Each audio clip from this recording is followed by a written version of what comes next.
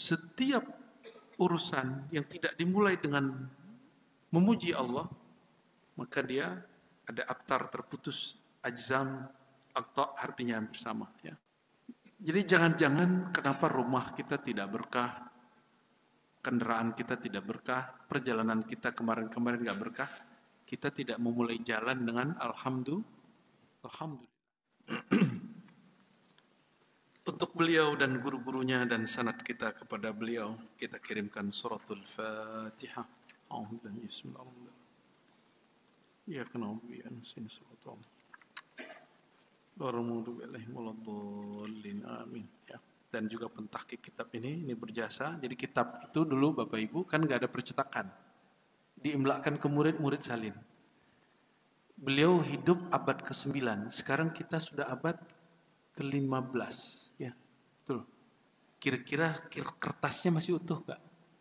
Ternyata masih ada utuh di beberapa perpus. Jadi nanti semoga nanti ada di antara anak kita Bapak Ibu yang jadi peneliti manuskrip. Itu disebut manuskrip. Skrip manual skrip. Jadi buku yang ditulis manual dengan tangan. Bahasa Arabnya makhtutat. Makhtutat yang ditulis dengan khat. Nah, maka naskah itu ada dua, ada naskah yang dicetak, ada naskah yang masih ditulis. Di perpus nasional lebih dari 10.000 kata klaimnya teman-teman di sana, manuskrip keagamaan baik bahasa Arab atau bahasa lokal, bahkan juga tidak keagamaan, itu bisa kita teliti. Termasuk di Al-Azhar, jadi harusnya teman-teman pulang Al-Azhar itu mereka meneliti manuskrip. Disebut ilmu filologi. Ya.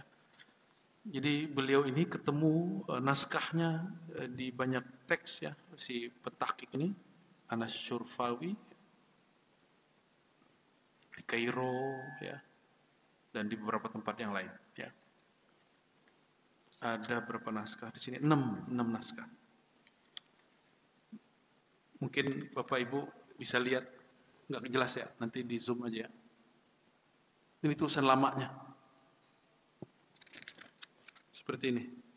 Coba kalau saya kasih kitab begitu ke Bapak, yang cetakan aja nggak bisa baca. Nah, orang yang awam tidak mengerti.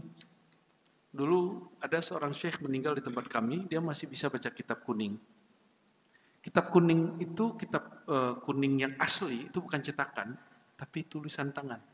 Ketika sampai di nama Allah itu ditulis dengan tinta merah.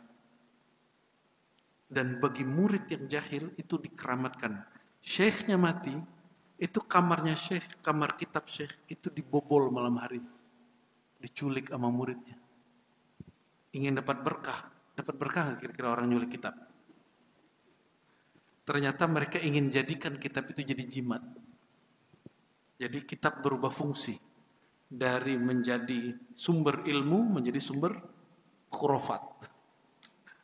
Allahumma sholli ala sayyidina Muhammad ya. Teksnya Bapak Ibu itu cuma 1, 2, 3, 4 halaman. Teks aslinya setelah diringkesin. Namun ketika urai lagi oleh beliau, jadi ada beberapa halaman ya, jadi 8, kemudian disyarah lagi. Pasti penasaran ya, syarahnya seperti apa? Sederhana. Kitab itu kan dimulai dengan Bismillah, Alhamdulillah, salawat gitu ya. Kitab ini syarah dari kitab yang kecil yang sudah diringkas lagi itu mengurai per kata.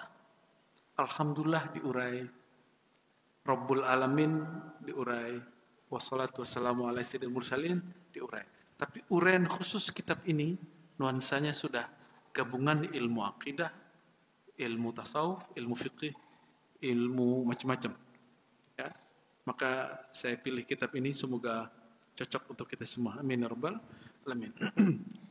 Apa kata beliau? Alhamdulillahi rabbil alamin. Kita coba lihat apa uraiannya tentang alhamdulillah. Apakah sama dengan alhamdulillah yang kita dengar sebelumnya? Atau apakah alhamdulillah yang selama ini kita baca itu hanya penghias kata? Alhamdulillah, kalau agama sebelah puji Tuhan. Ya. Ternyata hari ini alhamdulillah yang kita baca hari ini bukan alhamdulillah yang ada rasanya, tapi lebih kepada alhamdulillah uruf tradisi. Mungkin keberhasilan ulama kita membumikan zikir alhamdulillah sampai yang nyembah tepekong juga baca alhamdulillah kalau ini Pak. Apa kata beliau? Bada'a bilhamdi iqtida'an bil kitabil aziz. Satu kitab ketika dimulai dengan bacaan alhamdulillah itu sedang mengikuti pola Al-Quran. Jadi Bapak kalau nulis kitab, nulis surat, nulis apa, mulailah dengan memuji Allah. Kenapa? Al-Quran itu permulaannya kulhu atau surah Al-Fatihah? Surat Al-Fatihah. Surah Al-Fatihah itu setelah bismillah langsung alhamdulillahi rabbil, langsung memuji Allah SWT. Dan ada sebuah hadis kata beliau, ya, kullu amrin dhibalin la yubda fihi bilhamdallah fahuwa abtar, fahuwa ajzam, fahuwa aqta. Ya. Setiap urusan yang tidak dimulai dengan memuji Allah, maka dia ada abtar, terputus, ajzam, aqta artinya bersama. Ya. Jadi jangan-jangan kenapa rumah kita tidak berkah, kendaraan kita tidak berkah, perjalanan kita kemarin-kemarin nggak berkah, kita tidak memulai jalan dengan alhamdulillah. Ya. Apa alhamdulillah itu secara bahasa alhamdulillah, tapi spiritnya apa? Berpikir positif. Ini baru jalan ya. Ini sekedar bukan curhat, tapi ini potret orang kita. Kita kalau ada orang pelan-pelan pakai mobil, dia sudah nyamping ke kiri, itu masih dibel-bel nggak? Jalan masih luas di kanan. Saya sudah ke kiri Pak. Samping saya orang baru keluar rumah sakit. Nggak mungkin cepet-cepet. Jalannya geruduk. Nanti copot lagi obatnya kan. Hasil tindakan dokternya gagal lagi. Itu malah kita diterakin sama motor-motor. Udah nggak pakai helm, ngerikin orang lagi ya. Ya dengan semua kata-kata yang Bapak sudah paham kosakata itu di jalan. Mulai dari kebun binatang sampai WC. Semuanya keluar. Padahal jalan sebelah kanan masih ada. 2 mobil lagi juga masih muat. Itu kenapa orang ada seperti itu? Dia alhamdulillahnya baru tradisi. Dia alhamdulillahnya belum sampai kepada kolbunya. Sehingga ketika di jalan kesel dikit keluar kata-kata itu. Kata GOBLOK, ya. BODOH, ANJING, keluar semua itu kalimat itu. Ya, mau balas gimana, mau dikejar gimana, ya. Kalau saya balas, saya kejar, tahu-taunya dia jamaah online gimana, Pak? Allahumma sholli ala sayyidina Muhammad.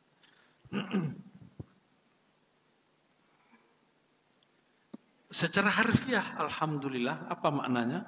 Nah, ini makna dari Imam As-Sunusi. Alhamdulillah berarti al-madhu bi kulli kamalin lillah.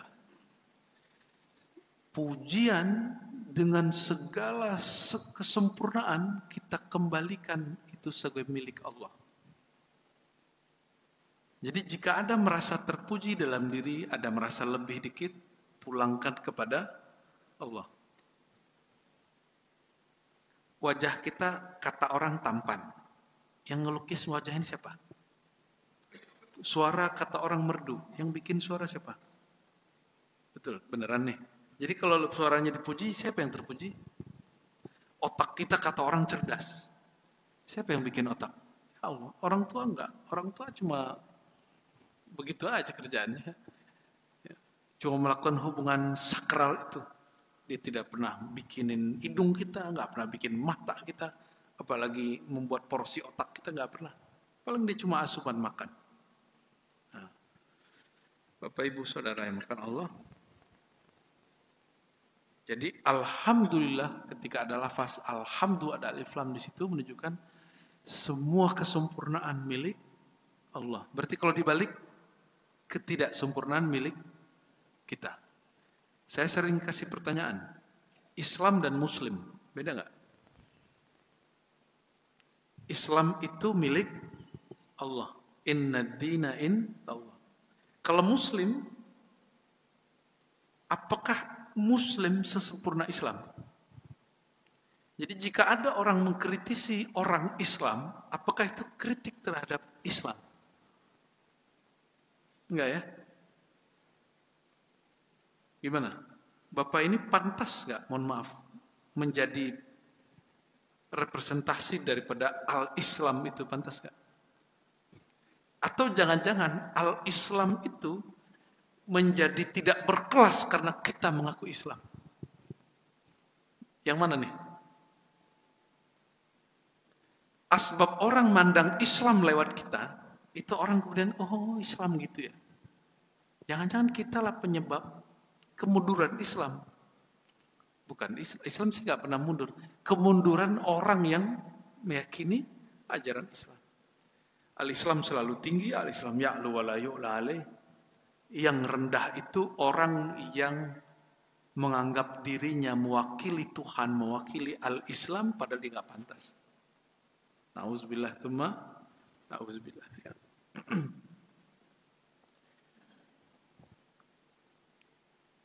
لأن الكمال إما قديم فهو وصفه وإما حادث فهو فعله فالكل إذن له فلا يستحق المدح على الحق سواه.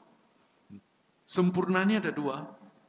Ada sempurna yang qadim azali, zatnya dan sifatnya. Ada sempurna Allah Ta'ala yang berkaitan dengan alam semesta yang baru tercipta, yaitu fiilnya, perbuatannya. Maka kita ini macet-macetan setiap kali long weekend ke satu wilayah yang disebut puncak. Ya, menghindari macet Jakarta weekday, cari yang keindahan puncak. Kita rela macetannya, betul. Hari-hari berapa jam Pak ke sana Pak? Kalau kayak kemarin long weekend ini, ya 12 jam. Cuma untuk ngelihatin lekukan gunung. Orang yang tidak mengerti seni, ketika melihat gambar, dia puji gambarnya.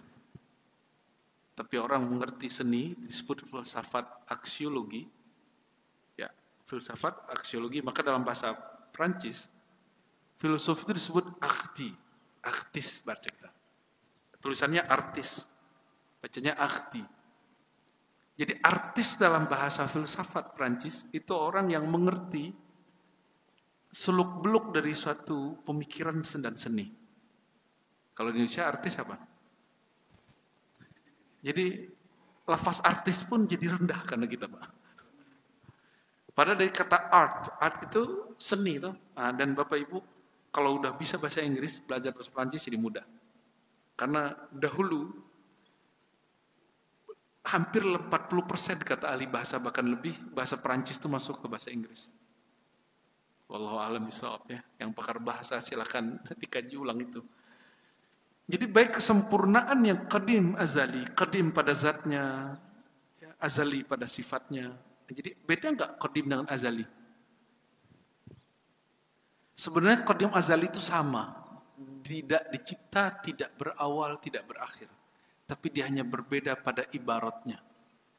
Qadim pada zat Allah, azali pada sifat Allah. Ya, ini sebagian ulama. Kalau Imam Sanusi, dia kadang-kadang menyamakannya, kadang membedakan. Lebih cenderung menyamakan qadim dengan azali. Ya. Jangan dibayangkan Allah itu qadim, lalu dia memunculkan sifatnya. Berarti dia berubah.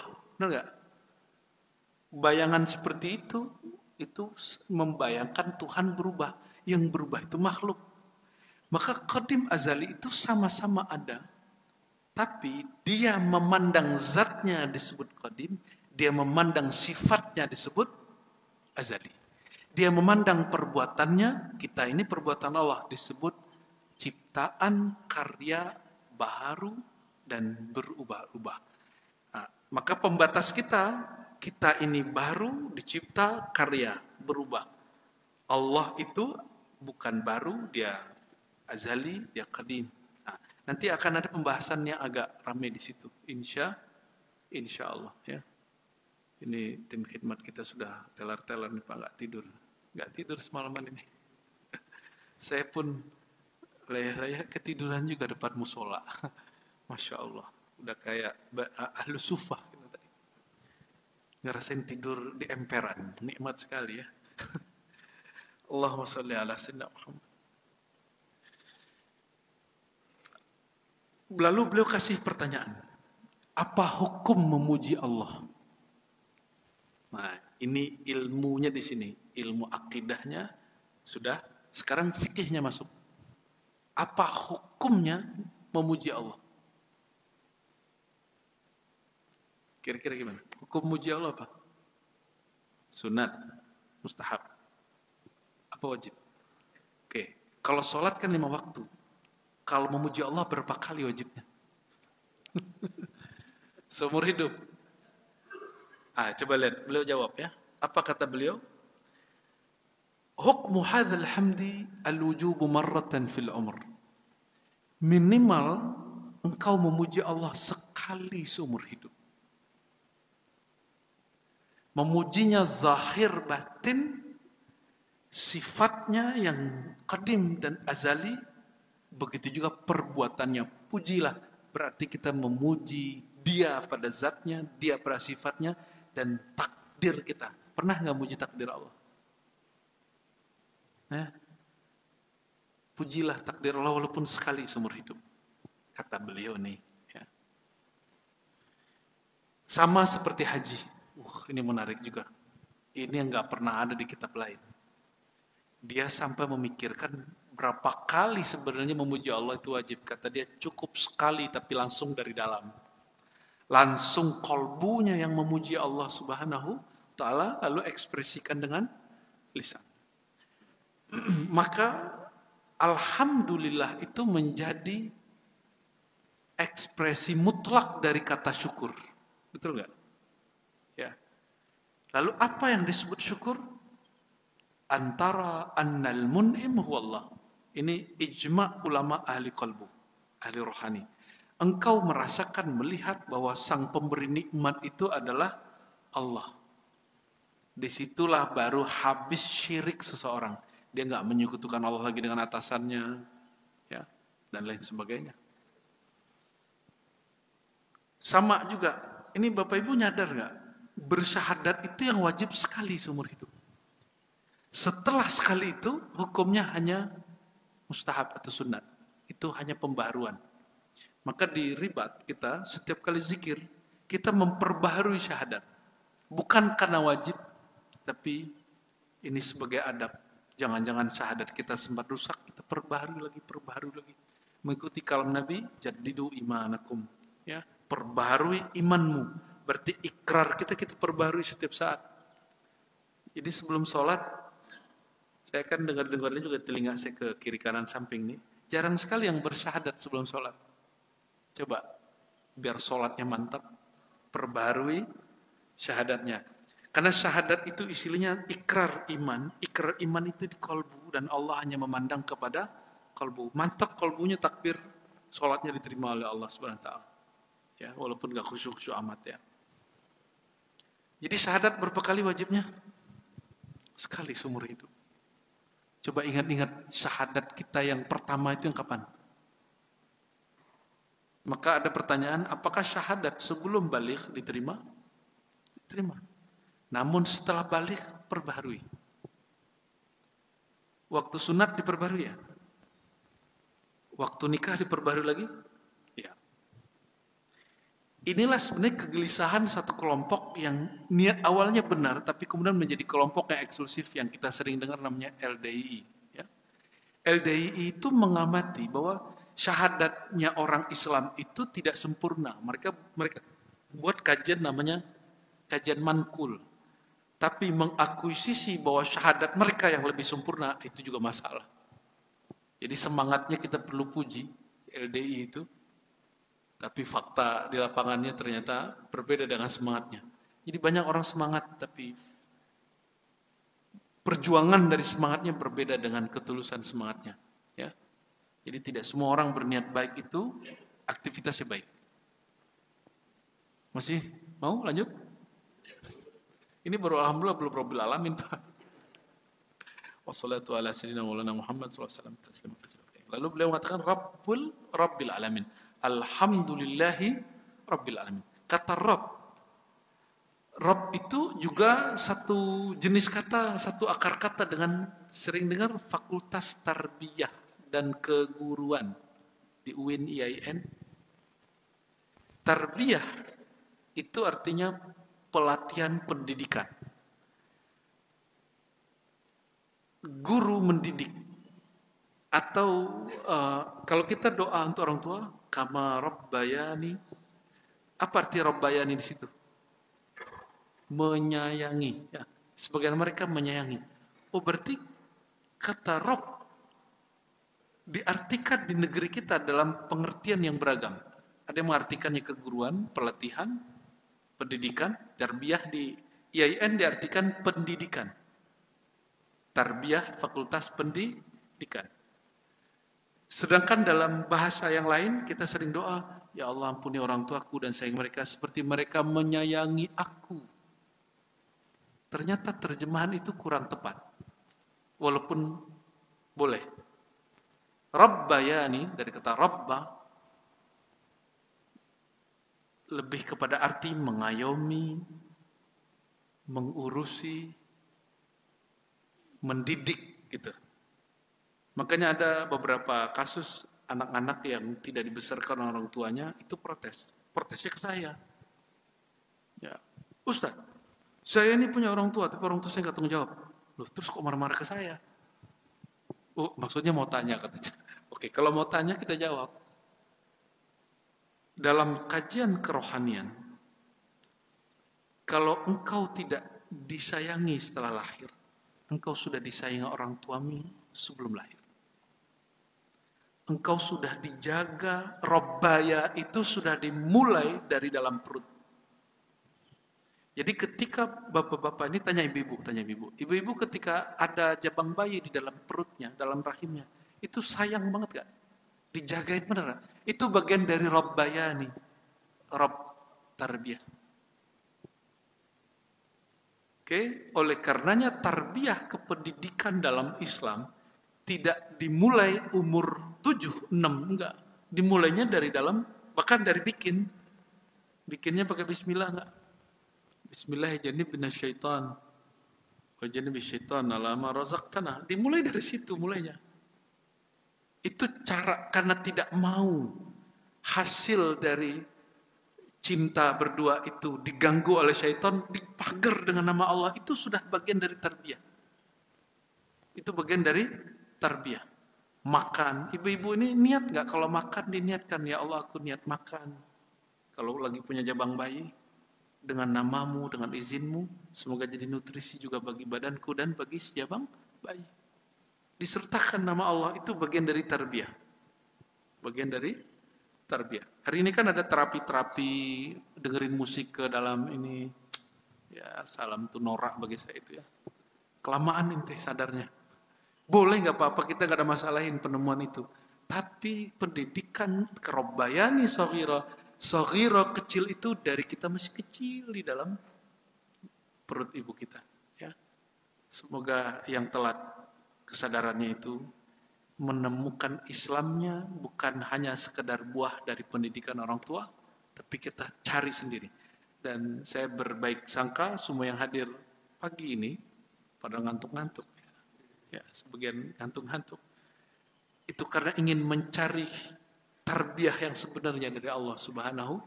Jadi Islam kita bukan lagi Islam turunan, tapi Islam kita Islam pencarian.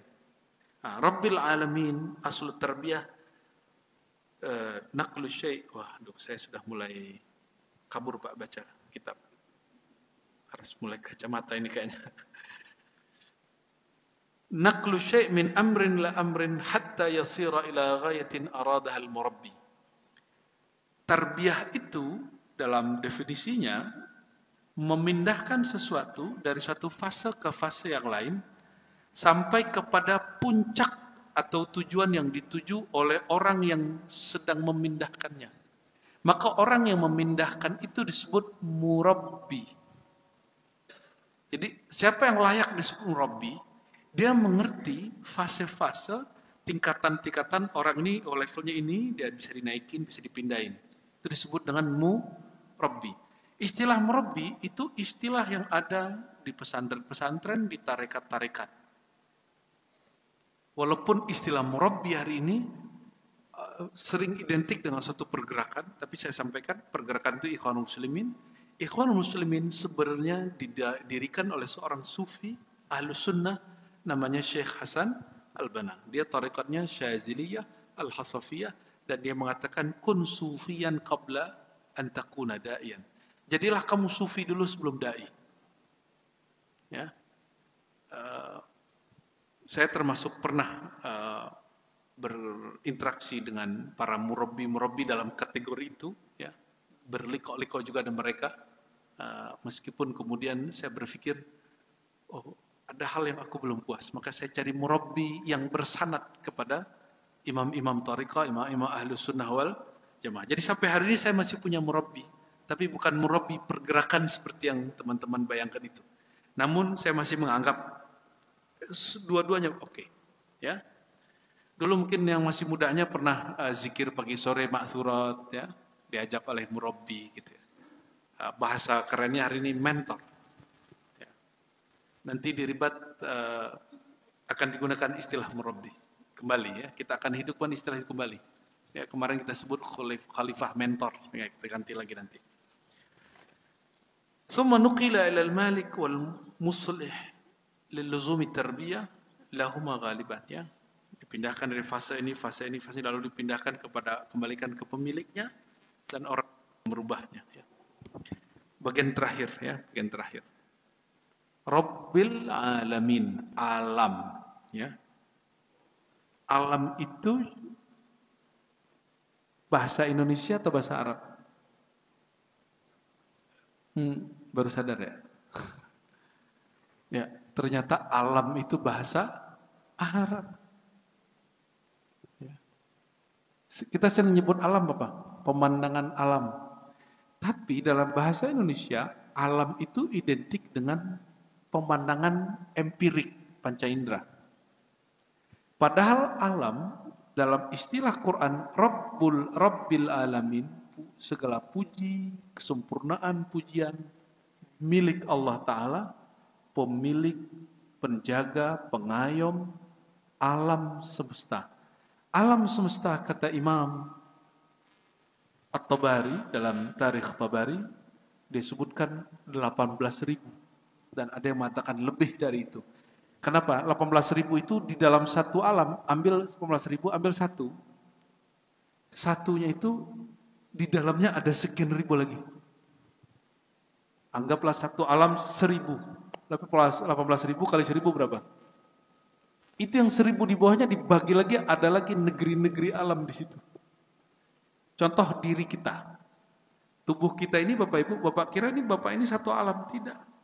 Ada alam pandangan, ada alam pendengaran. Bedakan mata dengan alam pandangan. Bedakan telinga dengan alam pendengaran. Itu sebabnya kita ini suka dengerin lagu-lagu yang merdu. Betul nggak? Dan Bapak Ibu ini kalau kangen sesuatu, rindu sesuatu, kadang-kadang disebabkan mendengarkan satu musik tertentu yang kita punya memori. Hidung ini penciuman, dia punya alam sendiri. Kita kadang mencium satu bau yang khas dan kita ingat seseorang. Kawankah, gurukah, kekasihkah? Kalau saya ingat bukhur, saya selalu ingat guru saya Syekh Hasan itu. Jadi kami kalau ngaji kitab, di belakang dibakar bukhur. Saya dulu nggak ngerti bukhur Pak, saya kira menyan. Ini Syekh kok khurafat bener gitu. Ternyata bukhur. Nggak bisa bedain mana barang berkualitas sama yang berkualitas. Ya. Nah, maka dalam diri ini ada alam indrawi, itu 5 alam sudah. Ada alam jasadiah, ini Bapak ambil satu kuku, itu kalau dibelah, itu sudah satu alam yang berbeda. Ambil darah satu tetes darah, itu sudah satu alam dan beralam-alam lagi. Betul nggak? Ya. Rambut, ambil satu rambut, itu juga ada molekul-molekul, ada sel-sel dalamnya, dan itu alam lagi. Jadi betul-betul diri kita ini gabungan dari semua alam-alam yang ada di alam semesta. Jika di luar itu ada pohon, di sini ada rambut, dia tumbuh. Di luar itu ada batu, ada gunung, dalam ini ada tulang. Ini kalam Imam Ghazali. Imam Ghazali berkalam begitu. Di luar sana ada tanah, tempat tumbuhnya pohon-pohon, di sini ada daging. Di luar ada air, di sini ada darah. Ya. Di luar ada suhu panas, di sini ada suhu panas, dan lain sebagainya. Di dalam diri kita minimal ada 18.000 alam. Maka yang disebut Isra, Mi'raj. Orang Mi'raj itu jangan dibayangkan ke alam sana, Pak. Ditembus ke alam sini. Oleh karenanya, Bapak Ibu kalau takbir sholat, pikirannya langsung masuk ke dalam. Betul nggak? Karena Bapak Ibu mohon maaf tidak punya guru mursyid yang bisa menjadi asbab kita mengkat dari memikirkan dunia. Akhirnya baru sholat, udah pikiran kemana-mana. Itu masuk namanya ke alam angan-angan. Alam angan-angan inilah kalau diteruskan akan merusak seorang ahli ibadah. Nanti sibuk sama mimpi, sibuk sama pengalaman rohani. Merasa takjub dengan mimpi sendiri, merasa takjub dengan pengalaman rohani. Lupa bahwa agama ini tidak dibangun dengan mimpi. Agama ini dibangun dengan akal yang sehat, wahyu yang murni. Bukan lewat mimpi-mimpi yang berasal dari angan-angan. Ya, mimpi yang terkonek sama wahyu baru diterima. Kalau mimpi angan-angan tidak masuk. Ya. Lalu beliau sebutkan di sini bahwa alam itu ada yang disebut alamul insan, ada alamul thair, alam burung, alamul khail, ya, alam hewan, alam makhluk hidup, alam jisim, benda kasar, ada alam namiyat, ada alam yang tumbuh, dan segala macam. Kalau dalam ilmu rohani, Bapak, ini diringkas, coba dihafalkan nih oleh sebelum pulang. Ada alam insan, insan kamil, kita ini insan. Di atas kita ada alam malakut, alam malaikat. Tapi dia masuk ke dalam sini, Pak. Orang masuk ke dalam dirinya, di dalam dirinya ada lapisan alam malakut.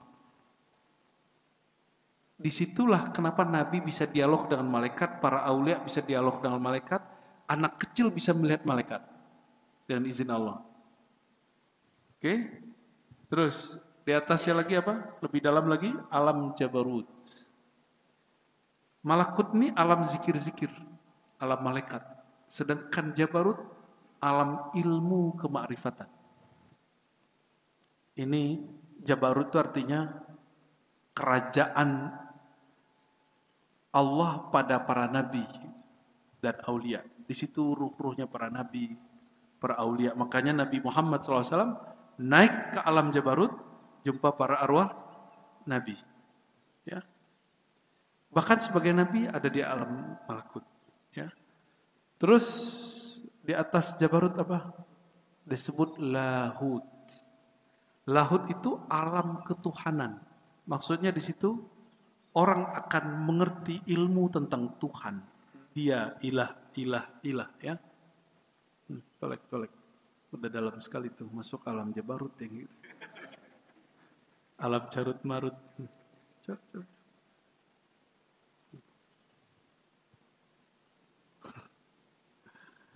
Coba, orang tidur ada mimpi. Di saat dia mimpi, nyata nggak? Di saat dia mimpi. Bapak waktu lihat cewek cantik di mimpi, minat kan? Ya, ngeliat ular di mimpi lari kan? Lihat orang gila di mimpi lari kan? Betul nggak? Ada yang mimpi terbang? Ada yang mimpi terbang nggak? Pernah mimpi terbang? Ini saya langsung terjemahin, Pak. Saya takbir langsung. Ada yang mimpi terbang nggak? Pernah terbang ya? Pernah? Ente suka ngangan-angan.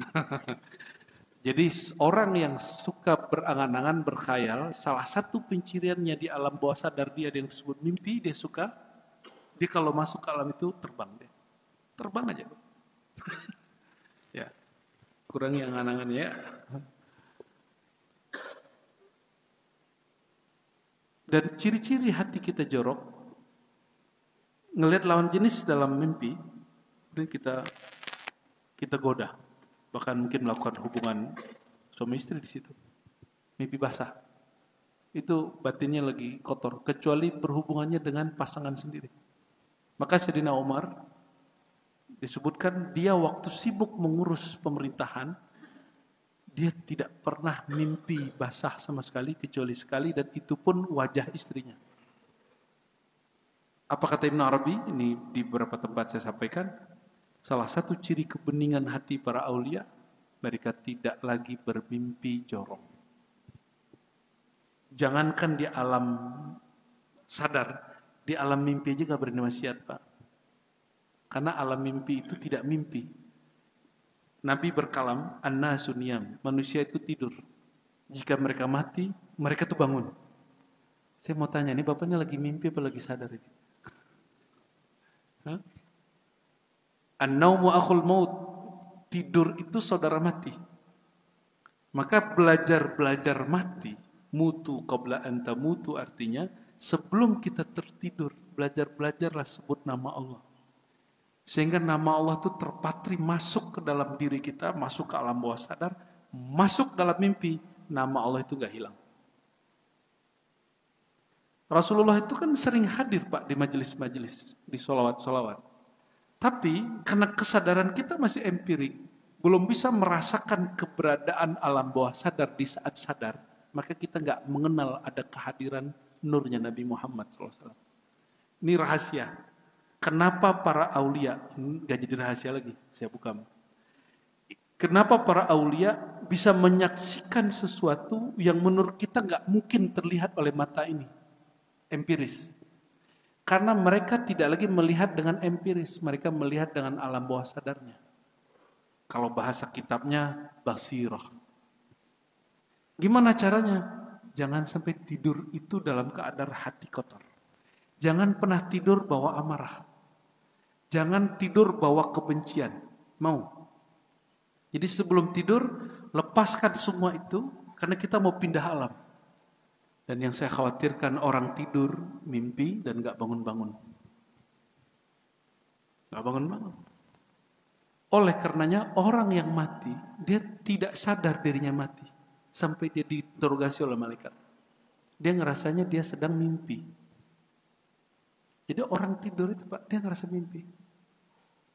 Tapi orang yang mimpi itu dia merasakan apa yang dia lihat itu nyata. Ya. Jadi ada alam bawah sadar. Ya, orang psikolog kan sampai di situ aja kalimatnya. Padahal di kitab sudah banyak. Dan mungkin nggak tahu bodohnya kita lebih senang dengan istilah-istilah alam bawah sadar. Kenapa kita nggak gunakan alam jabarut, alam lahut? Lebih clear dan jelas. Di malakut jumpanya siapa? Di jabarut ketemunya siapa? Di lahut melihat apa? Itu ada, Pak, ilmunya. Kalau alam bawah sadar kan hari ini bingung. Pernah deja vu? Sampai hari ini psikolog dan kedokteran itu tidak pernah sepakat tentang apa yang terjadi saat deja vu. Kita nggak ada yang tahu. Sebenarnya dalam tasawuf sederhana aja. Tapi nantilah kita cerita itu ya. Ini bicara tentang alam-alam ya. Ini sedang di alam mana, Bapak Ibu? Alam sadar atau mimpi? Ya, karena mengikuti kalam Nabi, ini manusia itu sedang tertidur. Semoga tidurnya Bapak Ibu terisi dengan kesadaran. Jadi sebenarnya hidup ini mimpi dalam mimpi. Inilah yang dikatakan di Quran. Innamal hayatud dunya la'ibun wa lahun. Dunia itu main-main, seperti main-mainnya mimpi. Ganti alam, semua yang dirundung orang ketika masalah dunianya hilang. Itu sebabnya banyak orang ingin ketika utangnya banyak, patah hati, ingin menyelesaikan masalahnya dengan mati bunuh diri. Tapi dia lupa, konsekuensi dari mati bunuh diri, itu pindah alam, masalah lagi. Ya, masalah lagi dari sana. Kenapa kamu mati bunuh diri? Ya. Kita doakan jika ada sekitar kita mati bunuh diri, Allah ampuni, amin. Dan kita doakan di sini tidak ada yang bunuh diri. Ya. Maka jangan pernah pukul-pukul badan saat lagi kesel, pukul-pukul kepala, lukai. Itu awal dari bunuh diri, awal dari orang tidak menghargai alam sadarnya hari ini. Semoga Allah Ta'ala menerima pujian kita. Coba baca Alhamdulillah Rabbil, ikuti maknanya. Ya Allah, Engkaulah yang maha terpuji, maha sempurna pada zatmu, pada sifatmu, pada perbuatanmu, pada alammu, pada semua apapun yang berkaitan padamu. Ya Allah, kamilah yang hina, Engkaulah yang mulia, kami tidak terpuji, Engkaulah yang maha terpuji. Kami pulangkan semua keterpujian kepadamu. Semoga Allah terima tahmid kita pagi ini dan bisa menebus kurangnya syukur dan alhamdulillah kita beberapa waktu yang lalu. Nasallallahu al-afwa wal afiyah lana wa liwalidina wa limasyayikhina wa lisairil muslimin wal muslimat wal mu'minina wal mu'minat al-ahya wal amwat. Alhamdulillah rabbil alamin. Subhanaka wa bihamdika asyhadu an la ilaha illa anta astaghfiruka wa atubu ilaik. Assalamualaikum warahmatullahi wabarakatuh.